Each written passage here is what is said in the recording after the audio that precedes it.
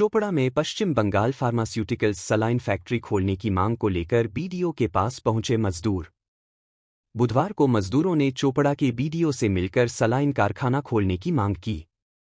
तृणमूल श्रमिक संगठन आईएनटीटीयूसी ने बुधवार को चोपड़ा बीडीओ से कारखाना फिर से खोलने और श्रमिकों को काम पर वापस लाने की मांग की।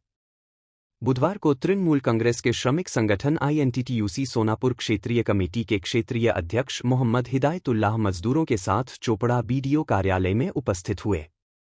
गौरतलब है कि पश्चिम बंगाल फार्मास्यूटिकल्स कंपनी द्वारा उत्पादित सलाइन के उपयोग के कारण कई मातृ मृत्यु के मामले प्रकाश में आए थे। इसके बाद केंद्र सरकार और राज्य सरकारों ने कंपनी को काली सूची में डाल दिया गया। फैक्ट्री में उत्पादन दिसंबर 2024 से बंद कर दिया गया है। फैक्ट्री में काम करीब 4 महीने से बंद है।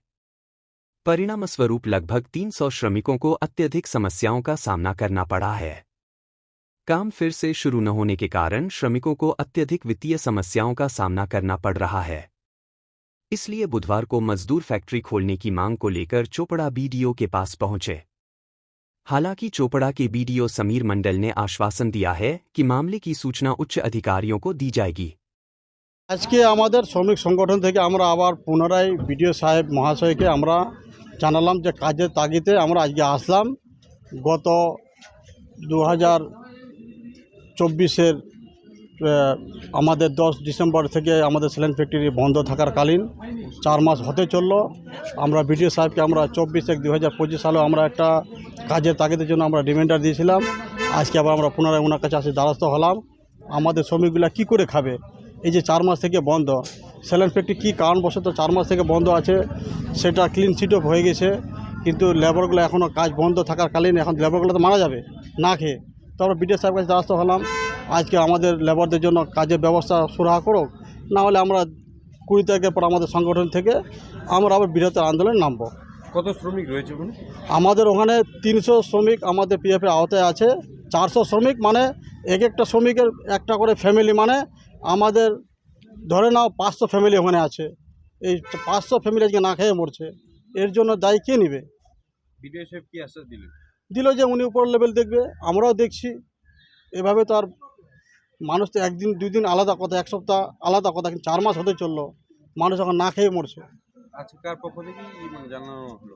আমাদের সব আজকে ওই যে কাজ হারা লেবারগুলা আমাদের বিডিও সাহেবের দ্বারস্থ হলাম, যদি ওখানে বন্ধ থাকে তা আমাদের কাজ কথা ব্যবস্থা করো।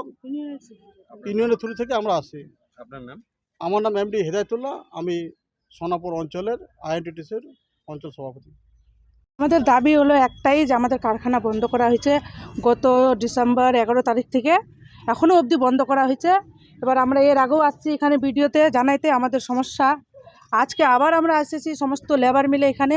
আমাদের একটাই দাবি যে আমাদের কারখানা খোলা হোক বা আমাদেরকে কাজ দেওয়া হোক। আমাদের এখন এত লেবার, ওখানে প্রায় 300 লেবার আমরা ওখানে কাজ করতাম। 300 মানেই হলো 2000 লেবার। সবাদের ফ্যামিলিতে 3 জন 4 জন করে আছে, তো প্রায় এখানে 2000 লেবার এখন যে বসে আছে, তখন তো আমাদের তো কাজের দরকার। আজকে ওখানে কাজ করতেছিলাম, সবার সংসার ভালো সুন্দর করে চলছিল।